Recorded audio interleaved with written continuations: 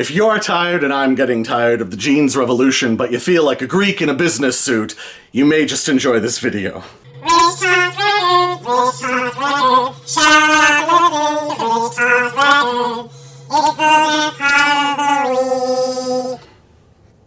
Hey everyone, my name is Rich, and this is Rich Talks Records, episode 7, I believe.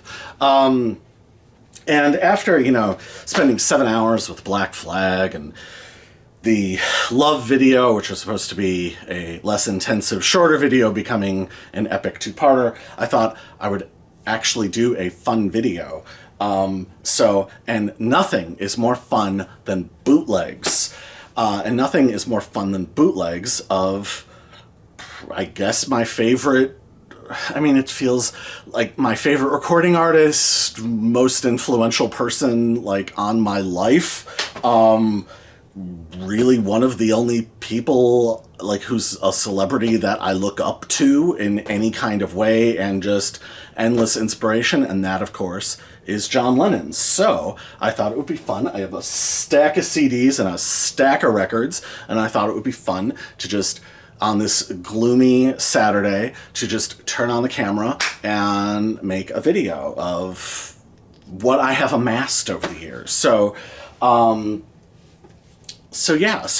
I got into I started getting into music, seriously, when I was, 11 or 12. That was when I self-consciously stopped listening to pop music.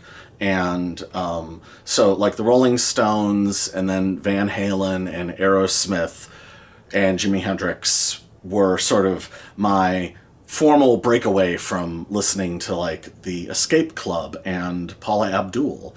So the Beatles came actually a couple years later. My dad had a green label revolver, which is apparently pretty rare, still in its shrink wrap. And so my fascination with them grew by leaps and bounds. And by the time I was 14 years old in 1992, I was a committed, not just Beatles fan. My godmother had actually given me all of her Beatle records from the 60s, so I had sort of absorbed all of those and was ready for more. As far as John's stuff, by then, we had some school thing where we went out to the boonies somewhere, and there was a record store, and I found a vinyl copy of Imagine, which is somewhere over here. And then my girlfriend had Double Fantasy on vinyl, so I only had the 2 records. I hadn't even heard most of the songs on Shaved Fish. I hadn't even heard Instant Karma yet. So I was still pretty raw when the first girlfriend and I went to Wax Trax Records, and which was in itself really exciting because there was so much cool stuff there. And I only knew Wax Trax through Ministry. So in my 14-year-old mind, to be in the house that Al Jorgensen built was very exciting. So that wasn't reality at all, but that's what I thought.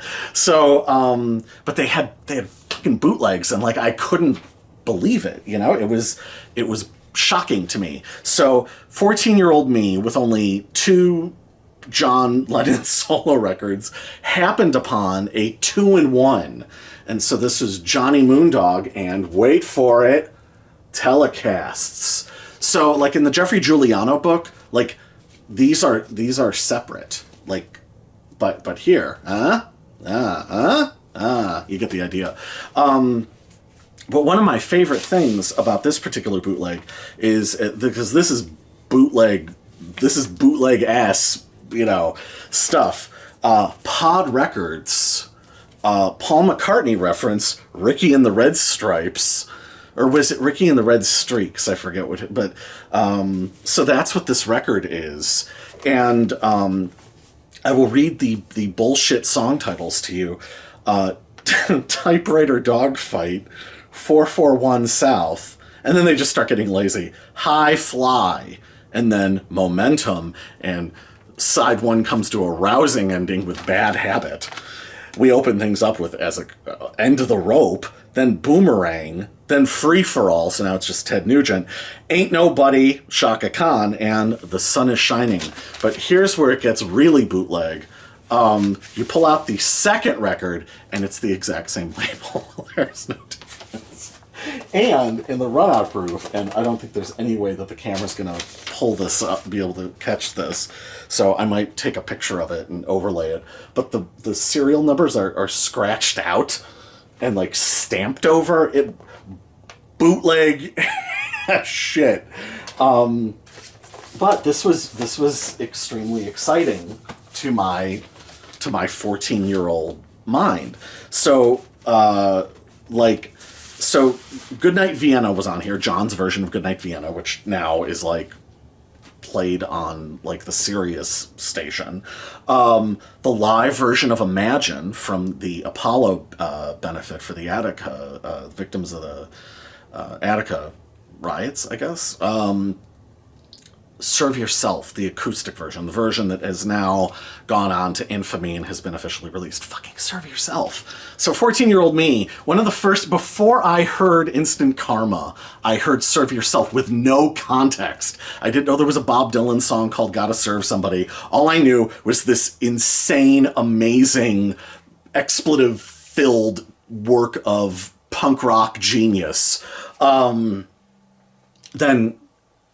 Mucho Mungo, and then a couple poems from In His Own Right.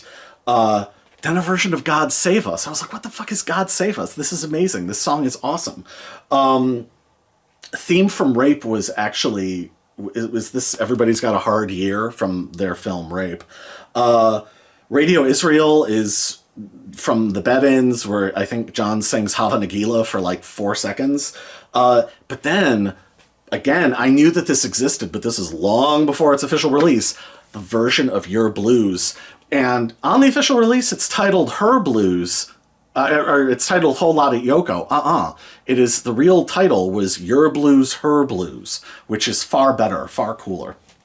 Though this version, you cannot hear Ivory Gitlis's electric violin, but that was cool because you got to hear the once in a lifetime of John churning away on rhythm guitar, Eric Clapton playing kind of over that, and then Keith fucking Richards on bass, obviously Mitch Mitchell on drums, but like, oh my God, amazing, amazing, amazing. And lit my 14-year-old mind on fire. That'll be the day from the rock and roll sessions, but epic Do the Oz. Again, I didn't know what Do the Oz was. This furious, thundering, weird, unbelievable noise freak out that is like one of my favorite things that John and Yoko ever did. It's so weird and so out there. And, you know, by this point, I mean, I was listening to, you know, I was into Sonic Youth and into Black Flag, and this made all the sense in the world to me. Telecast was mostly from, what was it, the Dick Cavett, Mike Douglas, and David Frost show. The fidelity on this is pretty bad. Cool photo when he performed Instant Karma. The only thing that's really kind of interesting on here is Yoko does the Japanese folk song Sakura, which she does a delicate, lovely version of. So this was my very first, and I didn't have that many records. I was, a kid, and I absolutely loved this thing and played the hell out of it. This, not as much. This is very bootleg. This is, and I don't know when I would have gotten this. This would have been later 90s. This is Imagine, the alternate album, and manufactured by Apple Records. And and talk about bootleg. It's even on a bootleg Apple logo. And the Run-Out Groove has lyrics from Instant Karma in it. This is actually pretty damn good. It has since been... Where is it? Do I have it around here? Here it is. This has since been usurped by this fella. But, for its time, later 90s, this was really cool. Like I said, it's all alternate takes, and it included, and I was really excited to hear San Francisco Bay Blues. I believe, is it Jesse Fuller? I forget. Anyway, loved it. And this was just a cool. The original take of "It's So Hard" is one of my particular favorites. So yeah, this was just a wonderful thing. This was from my first girlfriend, and she bought this. So there was a record store called Records, and it was an older guy who ran it, and he took a liking to us because I was coming in and just buying all this kind of weird, rare stuff. And he would, way pre-internet, this is like 92, 93, and he would just order stuff for me, or he would like talk to his connections. And someday when I review the John and Yoko records, which I eventually will, there are a few artists who I plan to do whole discographies of. Parliament Funkadelic will eventually be that, Iggy Pop, but I plan on doing... at some point I'll do the Beatles, but I'm going to do every John and Yoko record at some point. But at one point she bought this. And so as you can see, it's 1974 era. Listen to this picture record. And of course, listen to this B-side.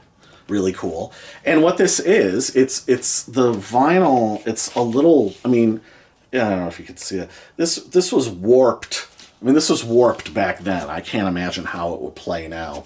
But this is the interview that John did with Dennis Elsis in 1974 that is now out there in toto on YouTube and stuff. But this is about 15 minutes on either side, and I loved it back then, not really having that much context for what it was.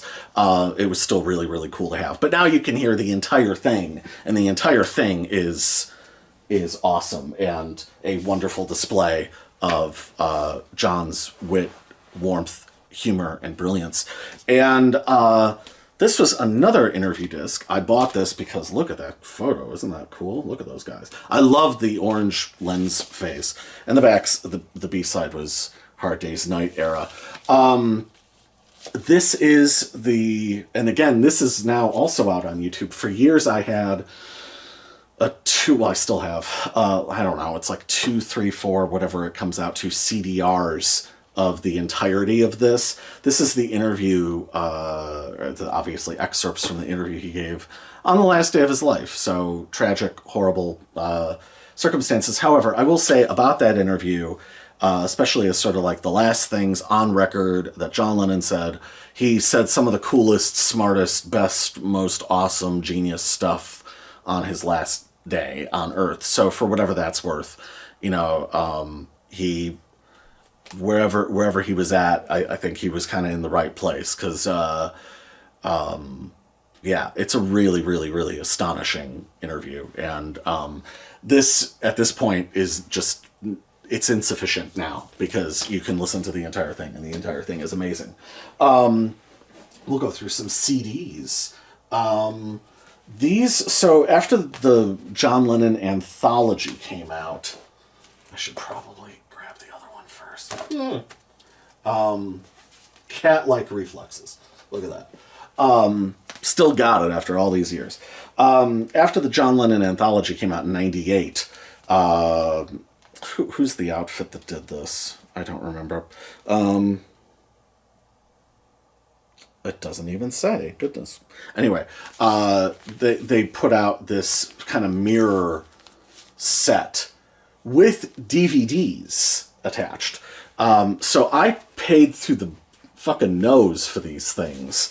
I got these from a really, really, really high-priced record store that shall remain nameless because they're cool, but they kind of gouge you without conscience. So, but there is some really, really cool stuff on here. And I mean, a lot of this stuff I actually had, but still, there's some really cool stuff. Some of the DVD footage is incredible. especially on the first set that has stuff from 1969 from the kind of unaired segments from the Man of the Year broadcast. That is absolutely fascinating stuff. So yeah, these are really, really cool. And if you're a fan and you have the kind of official anthology, this is a really, really cool set to have to complement that. Let's see what else we got. This one, yes. This is has a stunning title that will capture your imagination and make you reflect upon life itself. You're not going to believe how awesomely this is titled. This bootleg is called Miscellaneous Tracks. I mean, aren't all tracks miscellaneous, man? Anyway, what's up? What the hell's on here? I haven't really looked at too much of this stuff. Yeah, I mean, Jesus Christ. Oh, it's got the Lou Grade broadcast. If you're familiar with, go look that up. If you're familiar with the Lou Grade broadcast, it was John's last public appearance. It's like kind of one of my favorite things that he ever did. It's just, Lou Grade had completely screwed over the Beatles, and John just shows up in this complete ridiculous act of defiance in a red leather jumpsuit with his hair up in a samurai bun, and all the backing musicians have latex masks fastened to the backs of their heads, so they are all two-faced. And it's like John's parody of like all the stuff that like Bono was considered a genius for doing in the 90s. Like John is just like play acting like a parody Vegas version of himself, including down to one of my favorite things ever that he does. They do a version of Imagine, this kind of like lounge version of Imagine, where he's answering himself off mic. So like, you may say, hey, I'm a dreamer. And then he turns, you're a dreamer! Like, amazing. And hilarious, but pointed, genius, multi-layered humor, because that's what he did. This is called Compositions.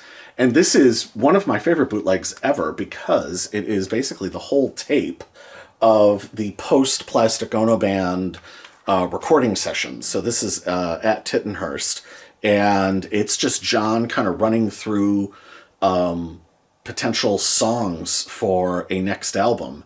And it's not musically great, but it is absolutely fascinating, kind of as an oral document, and just to sort of hear how his mind works. And, he's just kind of writing songs. It's just one long composing session, really. So this is one of my favorites, and I think that especially that kind of that weird post-Plastic Ono Band pre-Imagine era, where I feel like John went through a lot of quick little phases in rapid succession. So that's a really good one. Yes, now we're going to get very meta. This is a bootleg of a bootleg, where so this is a bootleg of Roots. If you know the story, you probably know the story. Look at this. A bootleg Adam the Eighth label. Roots was, came out. There was the subject of a lawsuit. Legitimate businessman Morris Levy, kind of was pulling all sorts of strings and making all sorts of things happen. We'll leave it at that. And Morris Levy is, responsible for this nonsense that John stole. Come Together from Chuck Berry's You Can't Catch Me. It's a reference. Chuck referenced his own songs and lots of other songs. Like, it's nonsensical. But Morris Levy figured out a way to get, John, John involved in his world. So at any rate, I bought this sort of as a weird joke. It does have some outtakes that aren't available anywhere else, because it's a bootleg of a bootleg, so it's not like the full, it doesn't replicate the original. So it has a couple cool outtakes. This is the alternate Shaved Fish on Pear Records. This has Some of this, I'll be honest, some of the stuff that I bought this for actually has now been officially released. So this is just sort of a superfluous thing I picked up in the 2000s at some point. Oh, this is a great one. This is Clock. And look at that. I love it. God. Beautiful. And the Annie Leibovitz 1970 photo session. I love these photos. So Clock is a movie that John and Yoko made when they were living at the St. Regis Hotel. And it's a close-up of a clock for an hour, and you can hear Yoko. She was scheduling the Emerson gallery showing, and John is running through songs, mostly Buddy Holly. Does he throw in New York? Yeah, he does. But it's mostly all Buddy Holly songs, and just sort of fragments of Buddy Holly songs, but really, really cool. I love it. It's just fun to hear, fun to listen to. So much so that I actually made in 2001, I actually made a movie called A Tribute to Clock, where, because it was the 2001 update, man, check this shit out. It was a digital clock. See, a whole new world.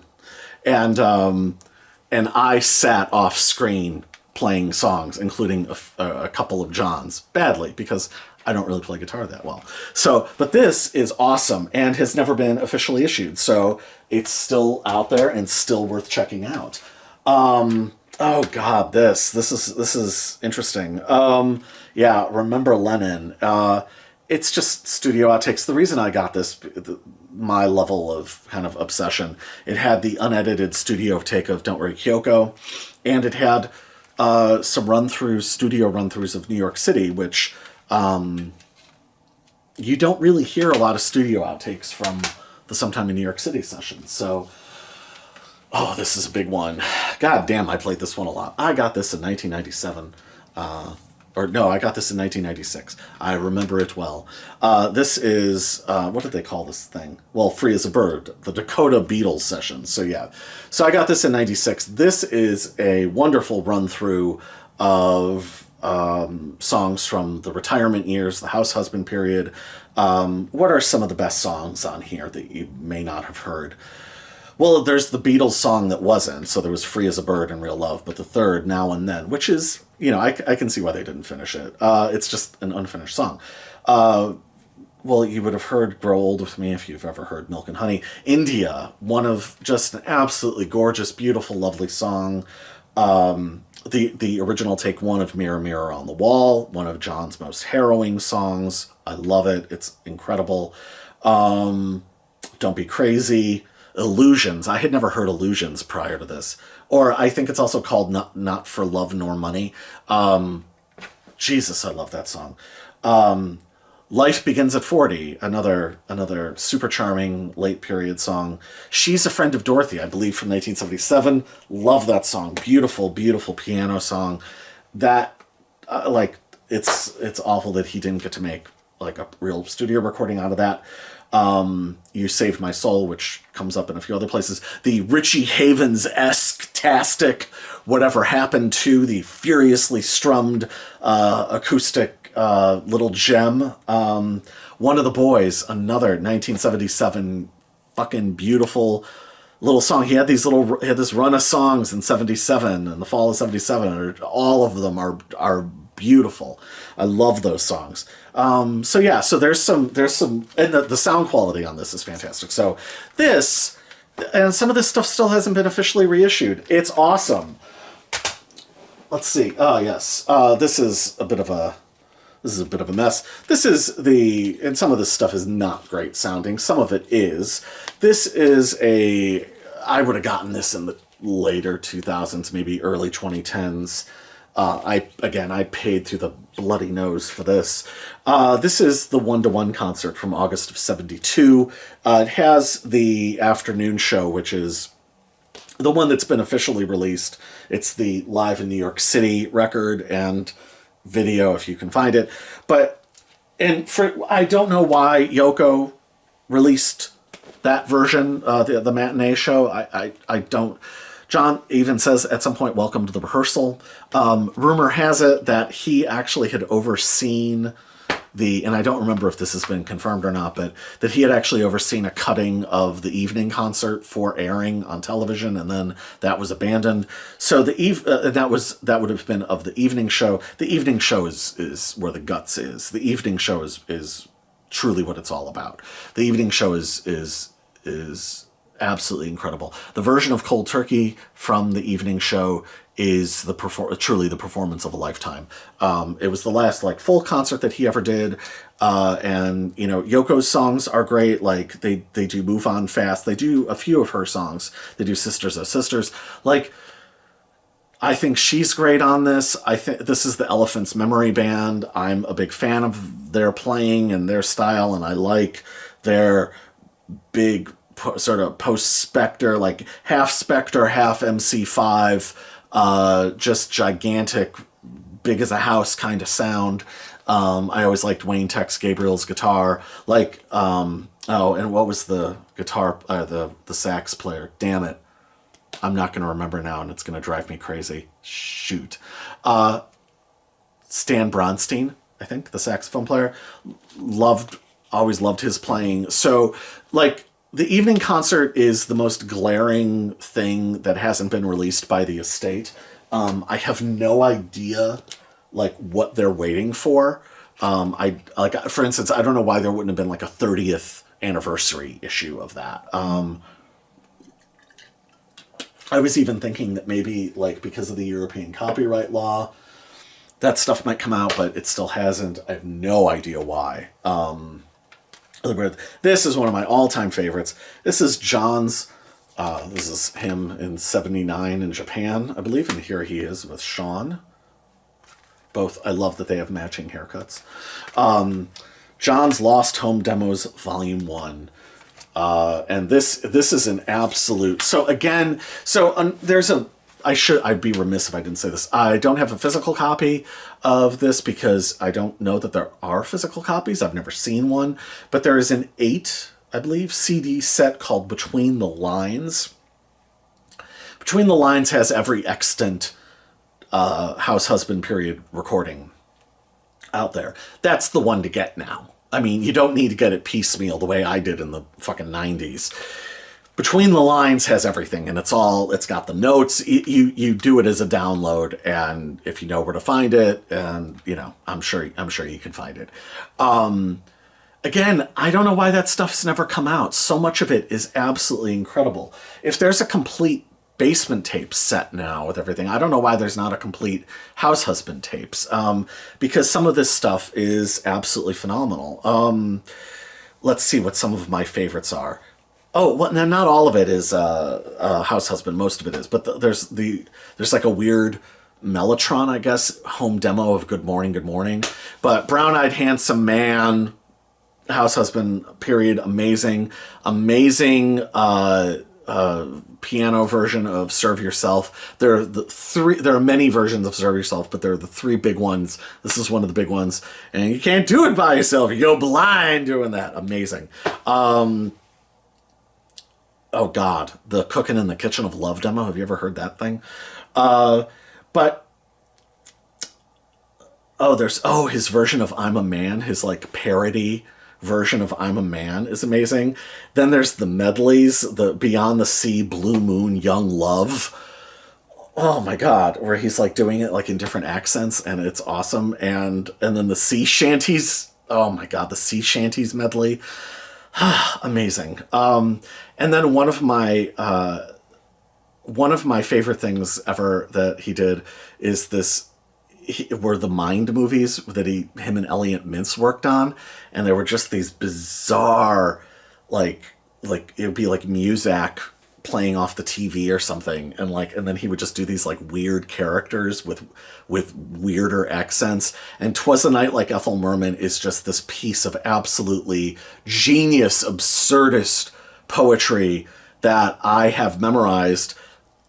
I'm really fighting the urge to go into it. 'Twas a night like Ethel Merman, not a sailor in the sky. I won't. It just goes. Oh my God, I love it. It's so nuts and weird and just as good as anything Monty Python ever did. And then is his secret agent character, Maurice Dupont, agent provocateur du jour, is on here. And the thing I referenced at the beginning of this video, the Tobias Casuals commercials that are from the 1974, one of the 1974 radio interviews where he obliged to read the ads for Tobias Casuals and just inverted them and turned them into, again, like weird, absurdist, Dadaist, Fluxus poetry. Amazing. So, again, a lot of this stuff hasn't been issued. A lot of it's really, really, really, really cool. And the most fabled, this'll never get released, the most fabled bootleg probably out there, the infamous Tootna Snore in 74. Yes, this is the one. It's got Harry Nilsson. It's got Stevie Wonder. It's got Jesse Ed Davis. Oh, Bobby Keys is on here. You don't hear him, I don't think. But of course, this is the one time that John and Paul played together after the Beatles. And what did it sound like, you ask? It sounded like a goddamn mess. It's basically unlistenable. Though you do get the novelty to hear John Lennon offer Stevie Wonder cocaine. And isn't that what you want to hear when you listen to a record that promises to... Okay.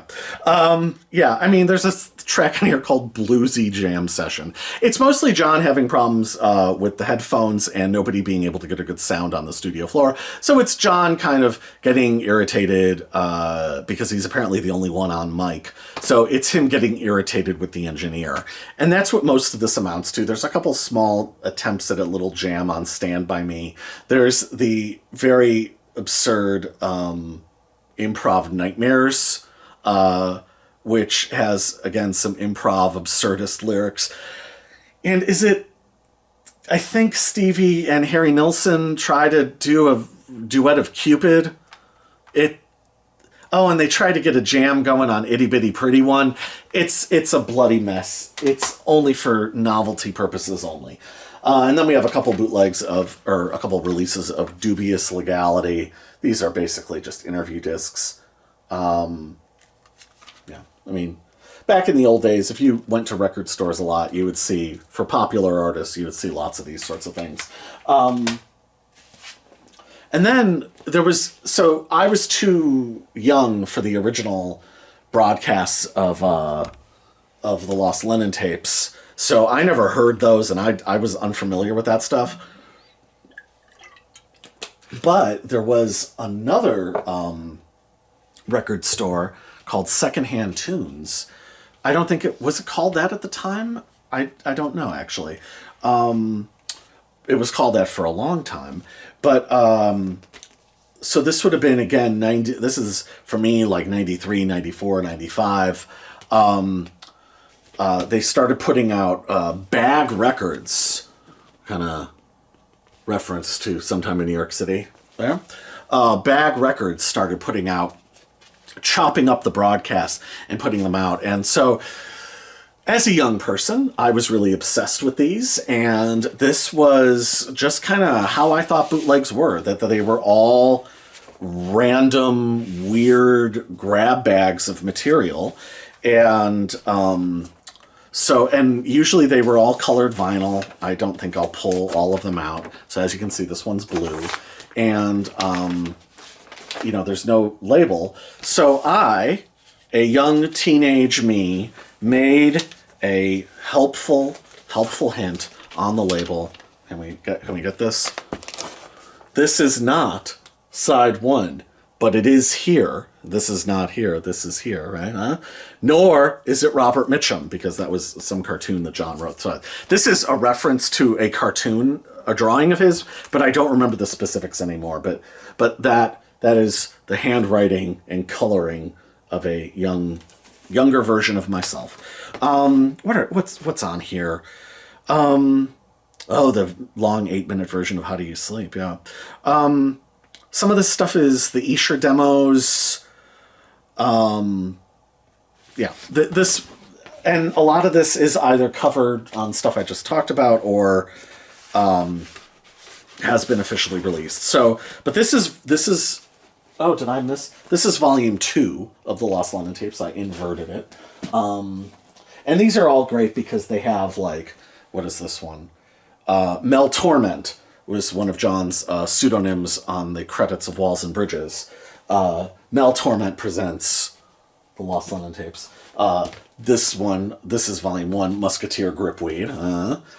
This one has the Happy Rishikesh song, one of my favorite unreleased John songs. It's funny because was it from 1968 or was it from the late 70s? Collectors, there's a debate out there about that one. This also has God Save Oz. It has an early take of Power to the People. One of the many demos of Woman that are all roughly exactly the same. I'm not sure why he kept recording it. So some cool stuff on there. Now this is one of my absolute favorites. And now this has all been, do I have it around here? I don't think I do. Yeah, no, I think it's somewhere else. What I Love on here has kind of now been officially released. So this is volume 6. One of the Annie Leibovitz photos, unfortunately, is off horrifically, but, last day of his life this was taken, but, the photos taken on this day, he's like the coolest looking motherfucker on the planet.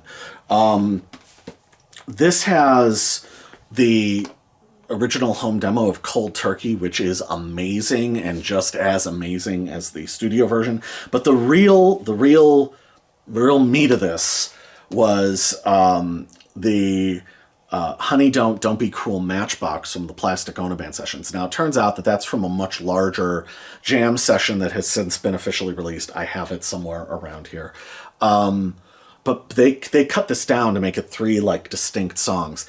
And I have to say that I actually really like it this way. This was I would have gotten this when I was 16, 17, and that guitar sound, that like just fingernails fucking scratching you guitar sound, that to me, Plastic Ono Band was in the same musical world as the Germs and Nirvana and Black Flag. Like, I was as obsessed with that stuff. Like, that was all just one wonderful guitar sound to me. Husker Du Zen Arcade, like, just that. Like, it's borderline, it's basically the Cramps. Like, John invented the Cramps while fucking around recording Plastic Ono Band. So it's that sound. It's Klaus, Vorman, Ringo, and John, and lots of echo, and it's one of the greatest things I've ever heard. And his guitar playing, especially on Matchbox, oh my God, love it. Some of the, I'm gonna go and say it, some of the greatest fucking rock and roll ever made, pure, true, real rock and roll, unbelievable. And like his great vocalize, like, because it's like kind of piss take zombie Elvis shit, and it's just so awesome and funny, but also like ethereal and spooky and awesome and hardcore and real, and I love it. The version of Here We Go Again, the acoustic demo of Here We Go Again, one of my favorite kind of gray area songs of his. Another acoustic version of Woman. This also has Take One, the one. There's Take One and there's the 5 takes of Mirror Mirror. Take One is the one with the little preamble. That's the one. That is a harrowing, terrifying song. It's so, like, unbelievably haunting and powerful, and it's one of my favorite things that he ever did, actually. Oh, and this also has from the Rock and Roll Sessions, it has a version of You Can't Catch Me, but it has the original vocal from 73 of Sweet Little 16, which he overdubbed then in 74, so it's the same backing track, but the 74 version is just like a normal vocal, and this is completely wild and screaming and raw and awesome and weird and perfect and truly rock and roll. So like this obscure version of Sweet Little 16 is to me the version. And when you're a fan it matters. This is volume 9, number 9, and it's all just number 9s. If you could possibly see that, which you couldn't have. This is all superfluous now because the big white album, the reissue, which the Escher demos, which years after this, there was the demo, there was the bootleg from Kinfounds to Chaos. So half of it was the Escher demos, and then the other half was Yoko talking into a tape recorder while in the background they were recording Cry Baby Cry, and you can hear them chit-chatting and like adding parts and trying stuff out as she like basically does like a commentary on what's happening in front of her, and it's such a cool recording, and it's just audio verite like at its finest. So this is basically this is all white. This is not all, but mostly white album stuff. So it's really, really cool though, and it never hurts to see the beautiful Richard Avedon portrait. I love this fucking photo. Look at this, and look at this guy, and look at that guitar. God damn. Which one is this? Number 10? And Jock and Yono. Yes. What's on here? Oh, A Case of the Blues is on here. The late 1968 songs. All that stuff is unreleased. I don't understand why, especially after all this time. A Case of the Blues is just this really, really cool song that never got used. It was written right at the same time as Don't Let Me Down, and it's a great little gem with kind of vaguely psychedelic imagery, and it's just such a cool song. Got a couple versions of Sally and Billy, which is from the Retirement Periods, which was a song he tooled with a lot. Original version, original demo of New York City. The weird sort of, I don't even know what you call it. I don't even know, Bossa Nova? I don't know, down in Cuba. And some cool demo versions of guitar. When I say demo, mostly what I mean by that is home demos. Him sitting at a guitar or at a piano of Surprise, Surprise, and Whatever Gets You Through the Night. Whatever Gets You Through the Night, the demo, him just on acoustic guitar is extremely charming, and you really get to hear what a lovely song it is. And is this the version? There's a lot of versions of Watching the Wheels. I think this one might be my favorite, where he is sort of self-parody a little, like I'm just watching, like I really love to. I'm sitting here in my multi-million-dollar home. I'm perfectly happy with my wife and child in my multi-million-dollar home. I'm sitting here watching the wheels roll around. I love to see the dollars flow, which I always thought was really, really funny. Volume 18, and Winston Leg Thigh from the Dirty Mac. Yes, and so this has probably my favorite take of the song Borrowed Time. We have a different take of Your Blues from the Rock and Roll Circus, which is not as good. The original home demo version of Here's John in Japan, I think this is 77 or 78. Don't Let Me Down, again, it's one of the late 1968 songs. I love those. I love that little phase, that little period. Amazing. And yeah, Shoe Shine is on here. Jesus Christ. Acoustic demo of I Know. Saying acoustic demo is redundant. All of it. It's either acoustic guitar or piano. But I Know, one of my favorite underrated songs of his. And then it ends with the rock and roll. So this has now come out in many forms, but I still feel like this is the mix. This is the version of John's epic near 6-minute version of Be My Baby from the Rock and Roll Sessions, produced by Phil Spector. It is, I think, one of the greatest things ever recorded. I think it is one of John's greatest vocal performances. It is epic and unbelievably passionate. It is explosive with passion and everything you could possibly want. It makes the case for him as the greatest rock and roll singer that ever fucking lived. It is one of my favorite things he ever did.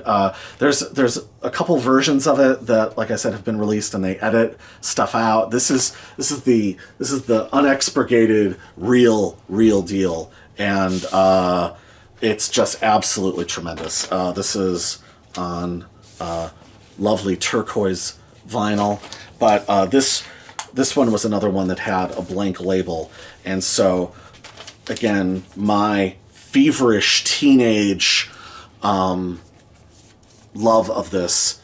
This side has the legendary brackets Ronettes "Be My Baby" on it. Rock and roll. So at some point in 1994, I would have written that on there.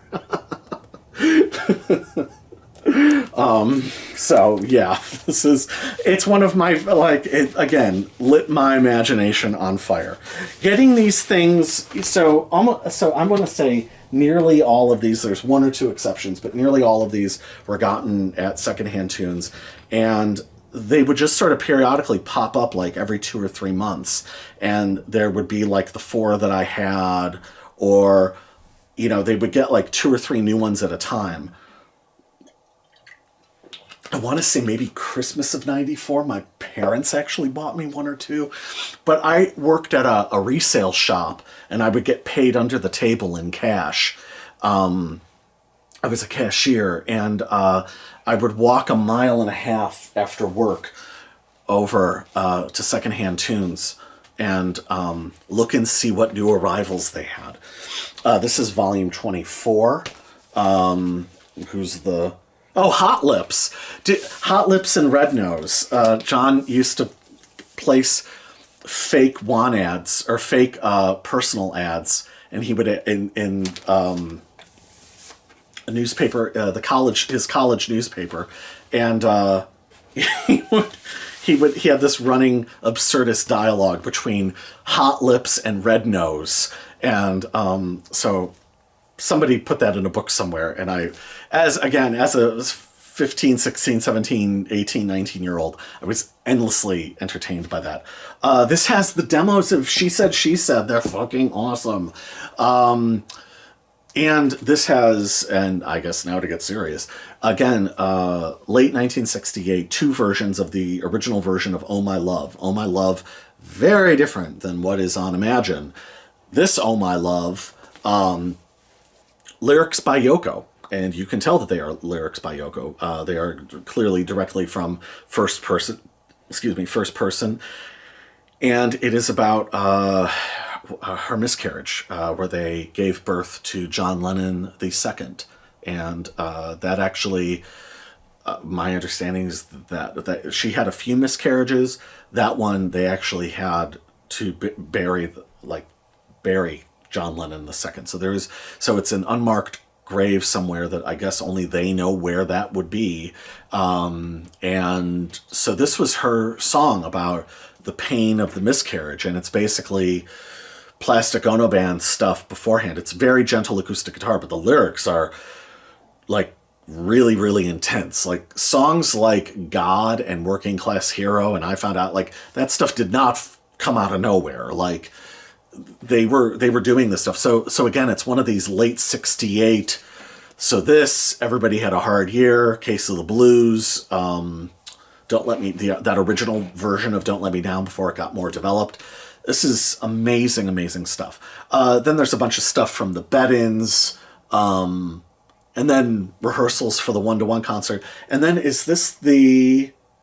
Yeah, this has the Mind Games version of Rock and Roll People. The Rock and Roll People on Men Love Avenue is later on from the rock and roll period, the rock and roll sessions, but this is from Mind Games, and this is infinitely better, in part because John's playing guitar, and ends it with these like really cool, awesome stabs of guitar, like, you know, the Revolution, Cold Turkey, Plastic Ono Band, It's So Hard guitar playing that if you love rock and roll, like, you have to love, because he was so unbelievably awesome at that.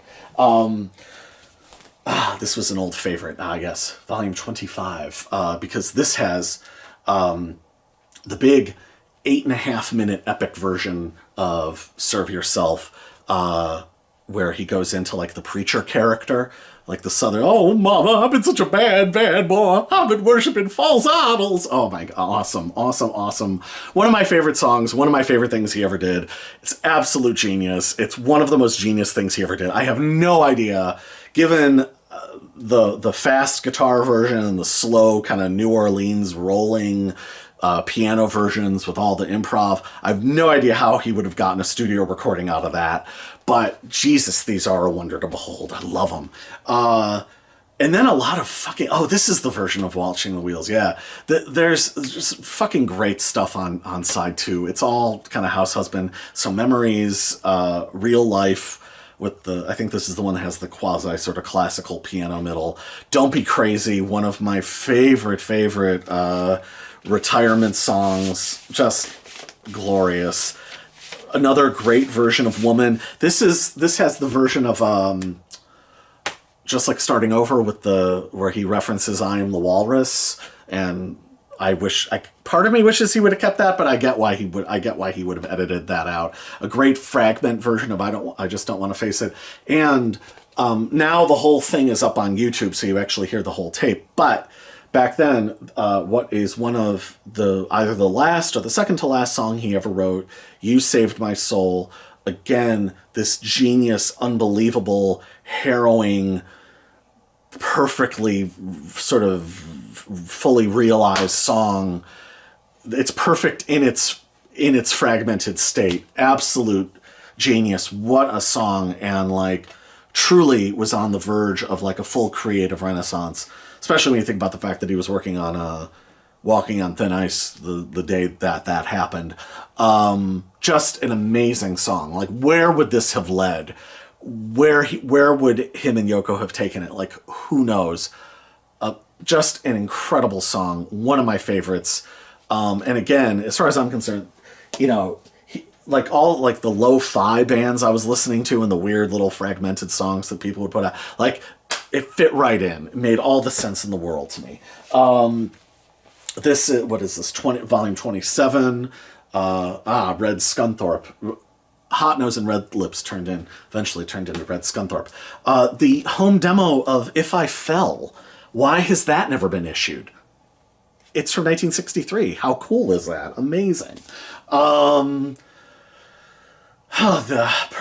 demo of Strawberry Fields Forever, an improvised song from the Bed-Ins called Here. Who knows what it was actually called? Get It Together, which is really, really cool. And then, so Mind Games demos on the second side, so another version of I Know. A cool minimalist early version of Rock and Roll People, and then 3 versions of Meat City. One of my favorite songs, but it's just cool to hear the kind of chock-a-block guitar, like just in its raw demo form is really, really cool. So there's some wonderful stuff on this, and you have this glorious photo. Look at that shirt, look at that guitar. God damn, that looks good. Then we have volume 28 from the what is this? The Lyceum show. So who do we got here? We got Klaus Vorman, we got Delaney and Bonnie. I think that's Bobby Keys. I forget who that is. That's Legs Larry Smith. That is Alan White, future of Yes. Keith Moon, George Harrison, who is in a band, I don't know. Billy Preston. Then the late great Cream, Eric Clapton, and of course, Man and Woman of the Hour. What is on here? There's some weird shit on here. There's some like monitor mixes from the Walls and Bridges period. So there's like kind of like I've listened to that stuff once. But what is cool on here is the best thing on here, and this would be on the Between the Lines, 5.5 minutes. The original version of Beautiful Boy conjoined with an unfinished or unreleased song called She Runs Them Round in Circles.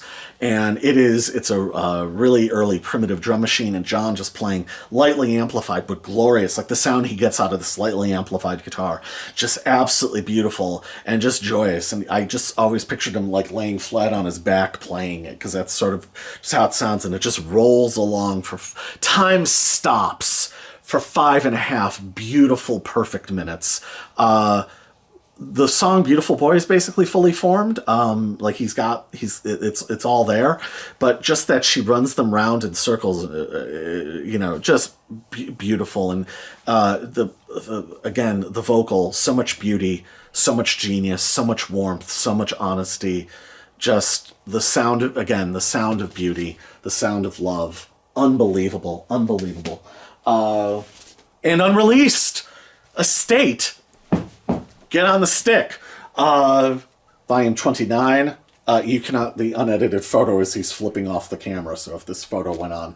I always love this. This is from the All You Need Is Love session. I always love that photo. What is this one? Oh, Jocko Flynn, right? So I just, again, the Bag Records, this spoke to me because I knew that from sometime in New York City.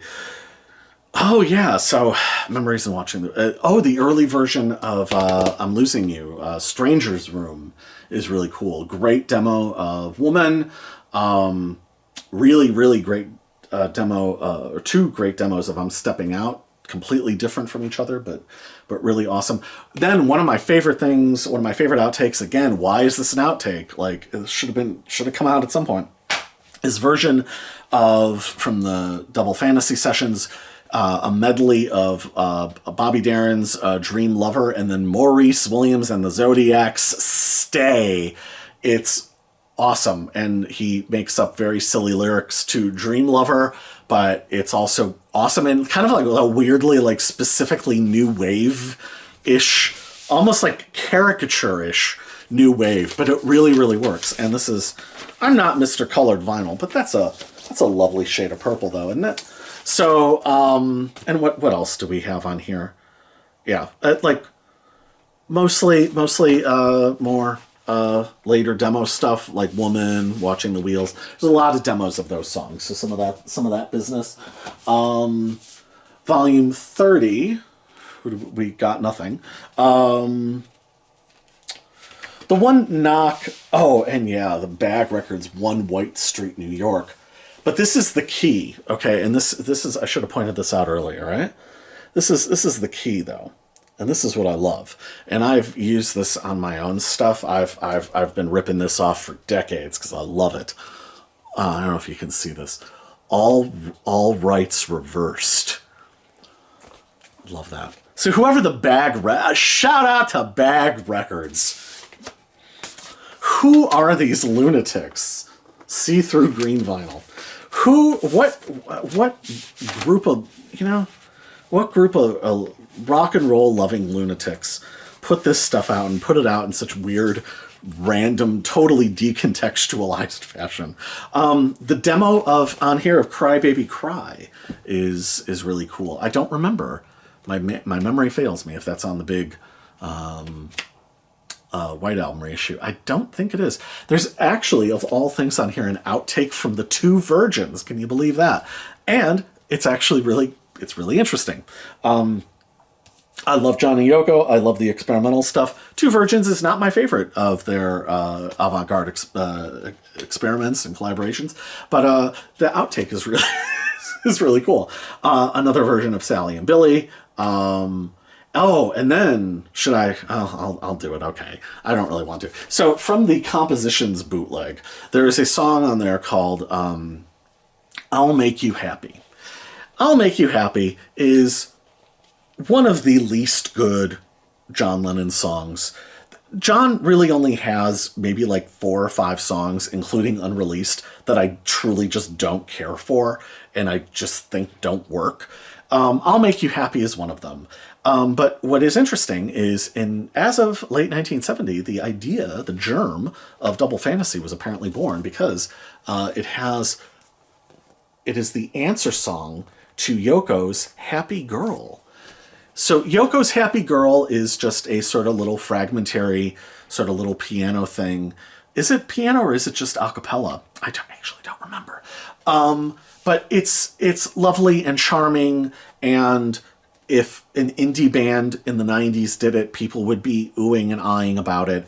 But John's answer song of I'll Make You Happy, it's 4 very long minutes. And that's all I can say. And I don't want to go too far beyond that because I don't want to be negative, you know. I'm a lover of this music. You know, I don't want to down it.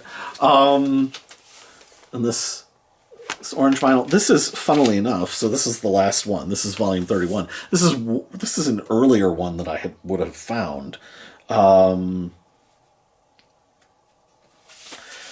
But what is on here? We have two versions of I Know, a really, really great skeletal piano demo of Intuition, which I prefer far more than the Mind Games version. The unedited Isomasen, which is that how you say it? We'll go with that. A version of Mirror Mirror that isn't as good. It's one of the later takes. There's the song Tennessee from early in the House Husband period. It's a tribute to Tennessee Williams. I don't know, it turned into Memories, but Tennessee in its natural state, would that have been on what the hell was the record? Was it, oh my god, now I'm blanking on what the proposed next album would have been after Rock and Roll. I forget now, but supposedly there was an album that was going to get made. There was a song called, was it Incantation? Then there was a song called Popcorn that I think he co-wrote with the engineer Roy Sakala. It's been a long time since I looked at that stuff. But those songs, I don't believe either of them were ever recorded. But Tennessee was, and it's awesome. It's just such a gem of a song, and just really cool, sophisticated, great writing. But then that eventually turned into the song Memories. This is the 6-minute version. This is an extraordinary song. I would have to imagine that John would have done something with it had he lived. It's a beautiful, beautiful song with amazing lyrics, brilliant lyrics. It's one of my favorite things that he did. I absolutely love it. This has She Is a Friend of Dorothy's. This is, I think, where I would have first heard it, because, again, I got this pretty early on. But this also has more from the sea shanties. It has the boat song, but then it also has one of my favorite weirdo fragments of John's from the House Husband period, Pedro the Fisherman. I am Pedro the Fisherman, I fish by night and day. It is, what the hell is this? It's awesome. It's so weird and so deliriously great. And then he does a version of Many Rivers to Cross, and then it ends with a guitar instrumental.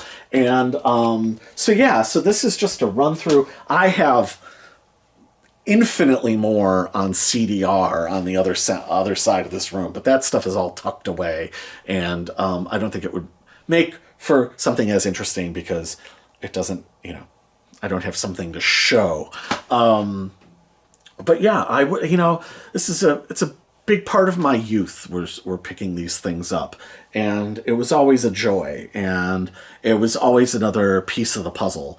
And you think about all the stuff that hadn't been issued or reissued at that time, so all of these things were a revelation.